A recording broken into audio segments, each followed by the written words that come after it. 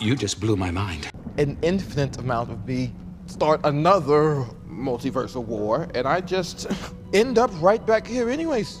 Ant-Man and the Wasp: Quantumania just kicked off Phase 5 in the best way possible. The stakes for the multiverse saga are clear now. The Kangs are assembling a multiversal army against the Avengers. Whenever someone travels through time, they create a new branching timeline. This is why there's no way to change the past. By going back in time, you enter a new timeline that you just created. Now, timelines are basically the same as separate universes. That's how we get the multiverse. Each Kang birthed a new version of himself with every branching timeline. They seem to have access to every universe from this place where the Council is located, and they're able to observe the multiverse from this place just like He Who Remains and Loki. So in the comics, the Council's HQ is inside a realm outside of time called Limbo. It's a pocket universe that Immortus rules. The significance of Limbo is that most time travel is done through this timeless realm. The quantum realm is used for time travel in the same way. This is because others are discovering the multiverse, and they will ultimately take everything from the Kang variant. Spider-Man and Doctor Strange created a multiversal incident with their memory spell, and then Wanda went on a multiversal rampage. And don't forget, Steven triggered an incursion, the same as his variants. An incursion occurs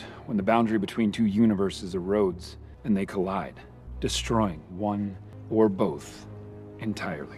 And considering what Wanda did, she probably triggered a few incursions as well. Not to mention all the multiversal incidents in What If. Infinity Ultron almost destroyed the whole thing. So this is why the leaders are worried that the heroes will undermine and ruin their rule of the universe. According to Kang, it is his variants that pose the biggest threat to the multiverse. Kang witnessed that the multiverse is dying. He refers to his variants as children who play with time without considering the consequences. By playing with time, Kang means that his other variants keep using time travel to create branching timelines. This began destabilizing reality and triggering incursions. Kang explains that he started a war to erase all of his variants because it's the only way to stop them from messing with reality and thus to prevent the multiverse from dying. But he lost the war, he was defeated and imprisoned inside the quantum realm. Now, this has some biblical symbolism right here, sort of depicting Lucifer's fall from heaven. You sit on a throne of lies. The Council of Kangs, being the gods and angels of the story, banished Kang, being the devil, to hell, which is represented by the quantum realm. Quantum realm is in its own separate universe, a reality that exists outside time and space. Someone gets trapped in that tiny universe. There might be some point of no return boundary. Now think of it like a black hole. Scott has always been tittering around Kang's prison edges. This is why he was able to exit the QR previously. Now there is a certain threshold in the realm where matter cannot escape without some special device, like Kang's multiversal traveling chair. When Scott interacted with the drive of Kang's chair, he began splitting into countless versions of himself. The same thing happened to Hope. So this might have been a hint for Kang's survival, He Who Remains. He spoke about a multiversal war that involved his variants, a war that almost ended reality. He ended the war and killed off all of his variants with a multiversal beast called Alioth. This is exactly how Kang defeated the Council of Cross-Time Kangs. He unleashed Alioth to kill them all. After winning the war, He Who Remains created the Sacred Timeline, a universe that he ruled and protected. He then created the Time Variance Authority, TVA for short, to enforce the Sacred Timeline and erase any variant to prevent branching the timeline.